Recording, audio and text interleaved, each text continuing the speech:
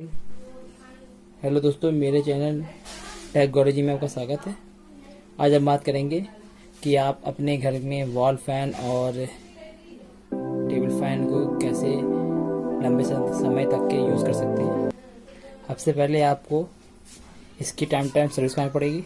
Service में से आप इसमें बुश होता है, यहाँ पर बुश होता है। बुश देखिए, यहाँ पर ये मेरा बुश फैन है, उसमें कैप दिया होता है ऑयल डालने के लिए।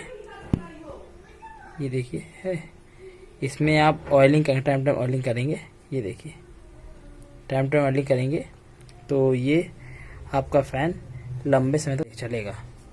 और ये जानकारी आपको अच्छी लगी हो तो मेरे चैनल को सब्सक्राइब करो, लाइक करो। मेरा वीडियो देखने के लिए थैंक यू।